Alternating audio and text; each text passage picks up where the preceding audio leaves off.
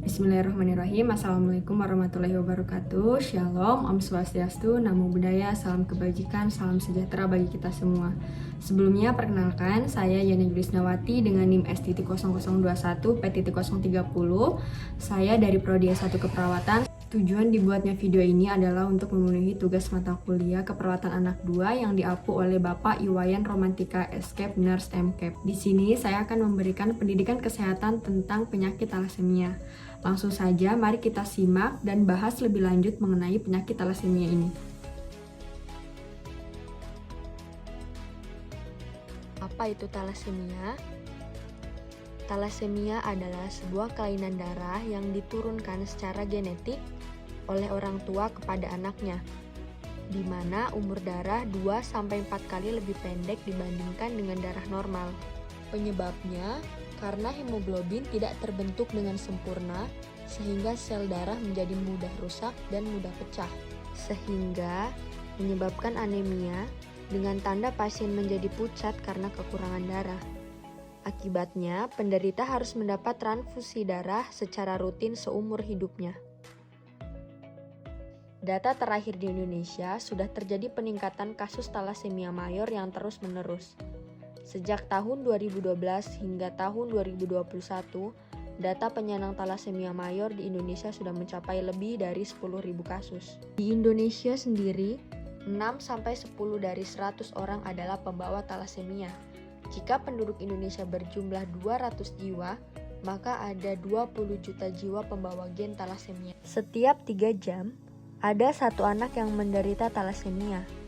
Dalam 1 tahun, diperkirakan akan ada 2.500 anak yang menderita talasemia. Angka ini akan terus bertambah setiap tahunnya. Di Indonesia, fenomena pembawa gen talasemia seperti gunung es.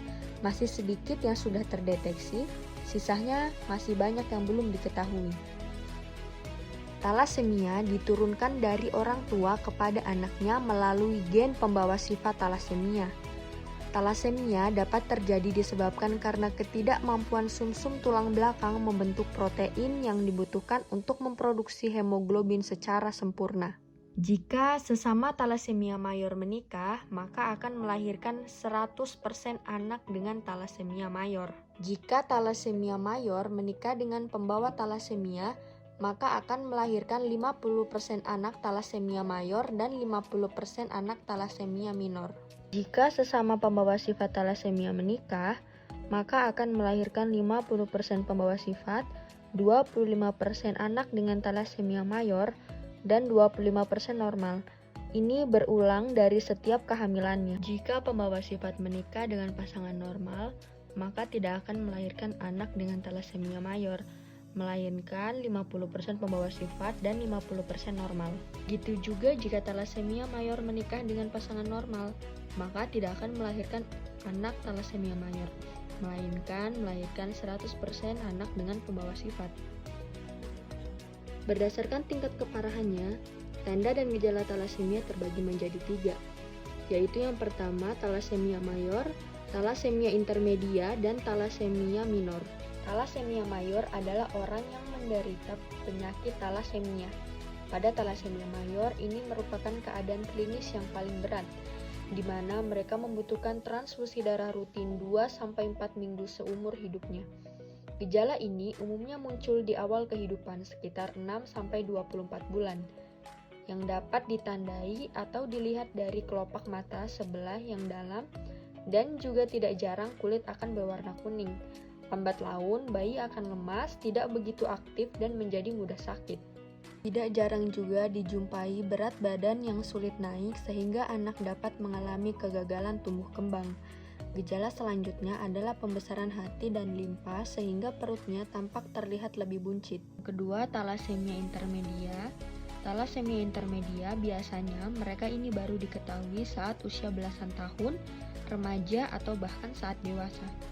Secara klinis, talasemia intermedia menunjukkan gejala yang hampir mirip dengan talasemia mayor, namun dengan gambaran klinis yang jauh lebih ringan. Sesekali penderita talasemia intermedia memerlukan transfusi darah, misalnya jika sedang sakit seperti infeksi berat atau sedang hamil. 3 yaitu talasemia minor. atau biasa disebut juga dengan pembawa sifat atau thalassemia trait. Pembawa sifat ini tidak bergejala dan gejala anemianya hanya ringan, sehingga tidak perlu pengobatan thalassemia. Namun dapat menurunkan gen thalassemia kepada keturunannya. Secara fisik, pembawa sifat tidak dapat dibedakan dengan manusia yang memiliki sel darah normal.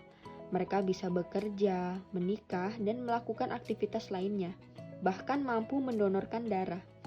Dan biasanya baru terdiagnosis atau ditemukan saat melakukan pemeriksaan darah di laboratorium. Yang pertama, ada makan makanan bergizi seperti vitamin D yang berfungsi menyerap mineral pada jaringan tulang dan gigi, menjaga daya tahan tubuh, serta melawan berbagai macam penyakit yang mungkin timbul akibat sistem imun yang melemah.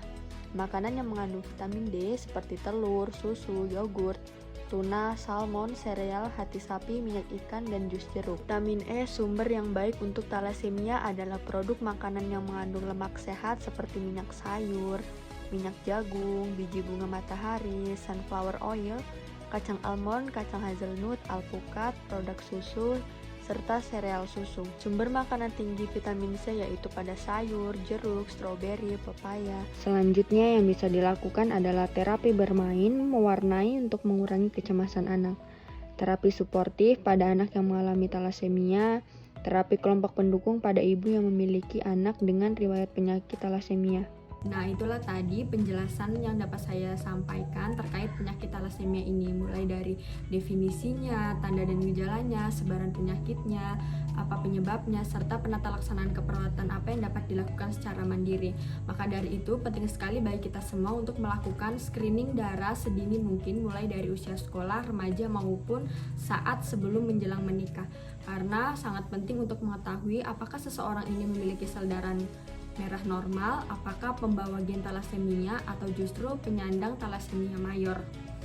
Mengingat realita yang begitu banyak penderita thalassemia mayor di Indonesia.